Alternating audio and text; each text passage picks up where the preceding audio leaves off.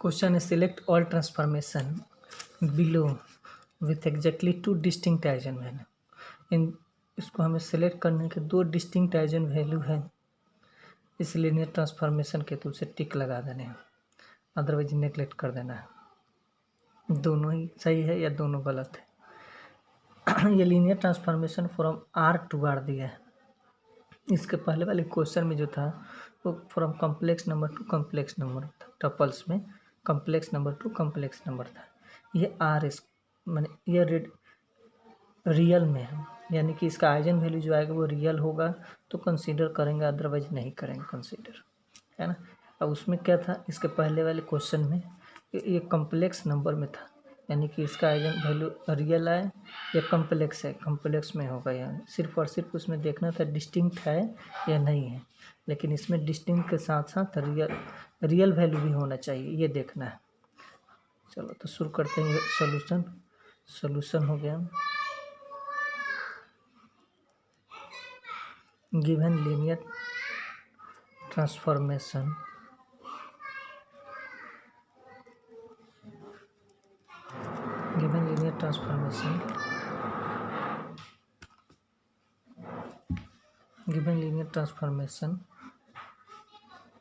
can be written as इस linear transformation को हम कैसे लिख सकते हैं? इस लीनियर ट्रांसफॉर्मेशन को मैट्रिक्स फॉर्म में लिखे तो ऐसे लिख सकते हैं।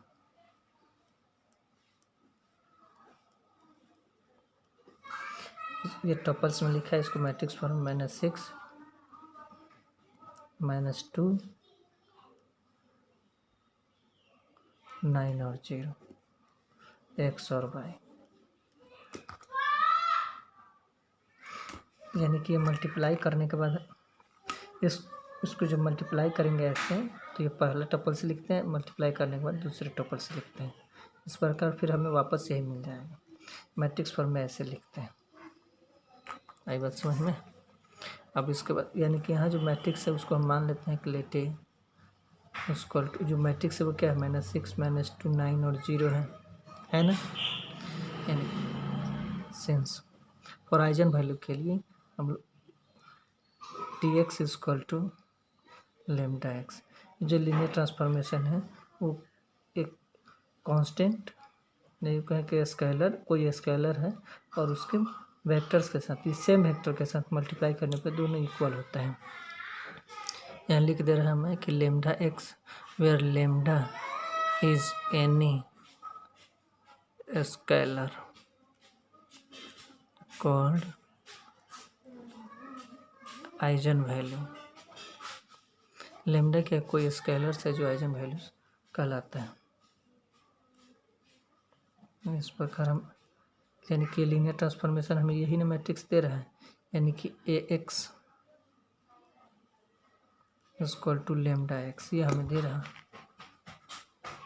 ये जो लीनियर ट्रांसफॉर्मेशन है हमें यही ना दे, लीनियर ट्रांसफॉर्मेशन Ax = λx, ये मैट्रिक्स है, यानी इसको हमने ये लीनियर ट्रांसफॉर्मेशन हमें दे रहा है, ये हमने ऐसे इसको लिख दिया। या यूँ कहे कि फिर उसको वैल्यू पुट करके लिखेंगे तो -6 -2 9 और 0, इस वेक्टर्स को x1 x2, x को एक्चुअली वो इस फॉर्म में ऐसे लिखा जाता है, जब टपल्स में लिखे मैट्रिक्स फॉर्म में तो ये x को ऐसे इस वेक्टर के फॉर्म में लिखते हैं, लैम्डा x1 x2, है ना। अब एक्चुअल में क्या है, ये -6 -2 9 0 x1 x2, इसको इस लैम्डा को ऐसे लिख सकते हैं ना, आइडेंटिटी, ये थोड़ी डायरेक्ट और थोड़ा यहीं पे लिख देता हूँ, यानी कि लैम्डा और आइडेंटिटी मैट्रिक्स तो लिख ही सकते हैं ना यहाँ, उससे कोई फ़र्क पड़ेगा? कुछ नहीं फ़र्क पड़ेगा। और इस प्रकार इसको इस लैम्डा को आइडेंटिटी मैट्रिक्स में मल्टीप्लाई करने के बाद हमें क्या मिलेगा, यहाँ लैम्डा और यहाँ लैम्डा मिल जाएगा।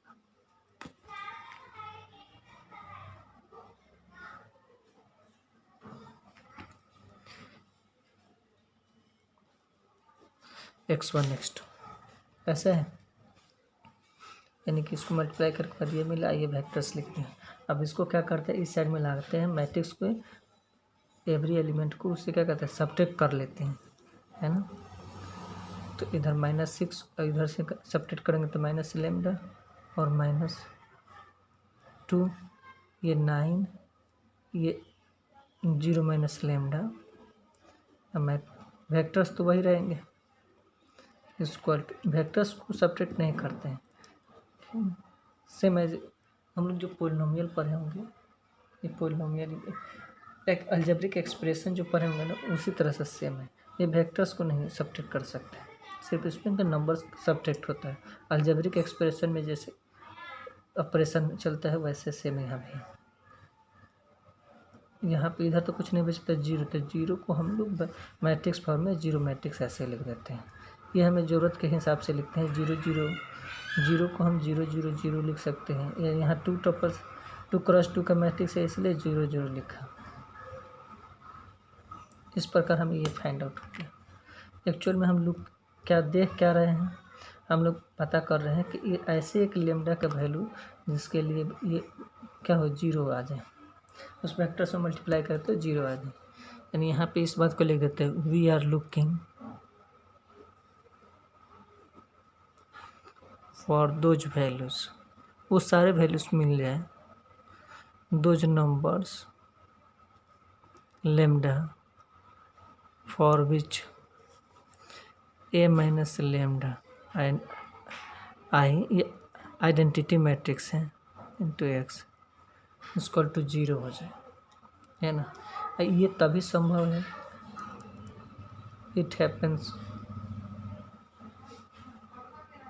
इफ एंड ओनली इफ ये डिटर्मिनेंट जो हो, इस मैट्रिक्स का जो डिटर्मिनेंट हो वो 0 हो। ये तो वेक्टर्स 0 हो नहीं सकता, यानी कि इस मैट्रिक्स को ही 0 होना पड़ेगा, तभी नहीं ये हो संभव है। इस मैट्रिक्स को डिटर्मिनेंट के मैट्रिक्स फॉर्म में ऐसे लिखते हैं, यानी ये मैट्रिक्स, यानी कि ये मैट्रिक्स यही ना है, सेम मैट्रिक्स, यानी इसको हम डिटर्मिनेंट के फॉर्म में कैसे लिख देते हैं, -6 minus lambda -2 9 minus lambda equal to 0। इसको मल्टीप्लाई कर लेते हैं ऐसे, इसको ऐसे मल्टीप्लाई करेंगे तो lambda square minus plus 6 lambda, इसको मल्टीप्लाई करेंगे तो 9 2 18 इक्वल टू 0।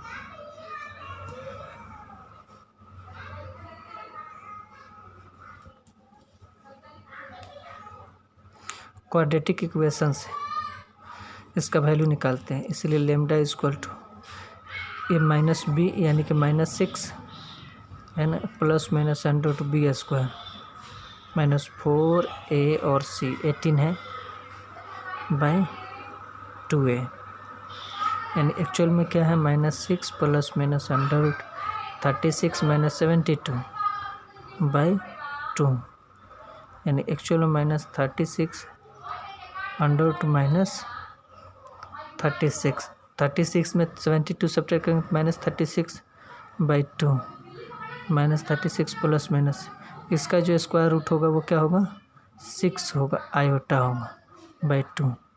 यूँ कहें कि -3 प्लस -3 आयोटा, यानी कि लेमडा का वैल्यू क्या है, -3 माइनस +3 आयोटा, और दूसरा जो है -3 आयोटा। दो लेमडा के दो वैल्यू हमें फाइंड आउट हो गया, लेकिन दोनों ही क्या है, बोथ आर कॉम्प्लेक्स, बोथ है कॉम्प्लेक्स नंबर, दोनों ही क्या है, कॉम्प्लेक्स नंबर है। Hence there is no real eigen value, hence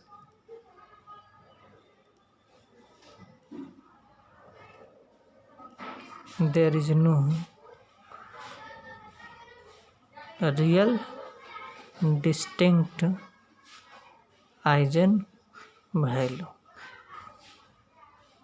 इसीलिए इसको नेगलेक्ट कर देंगे, इसको सेलेक्ट नहीं कर सकते, क्योंकि आइजन वैल्यू तो आया, दोनों डिस्टिंक्ट है, लेकिन ये क्या है, जो लीनियर ट्रांसफॉर्मेशन मेरा तो है वो किस में ट्रांसफ़र कर रहे हैं, रियल में, और रियल में नहीं आ रहा है, इसलिए क्या हो जाएगा, ये लीनियर ट्रांसफॉर्मेशन में कोई रियल डिस्टिंक्ट आइजन वैल्यू नहीं होगा, यानी इसको नेगलेक्ट कर देंगे। उस प्रकार अब दूसरे के लिए देखेंगे। दूसरे को सेम ऐसे ही बनाएंगे और उसमें फाइंड आउट कर लेंगे कि क्या है।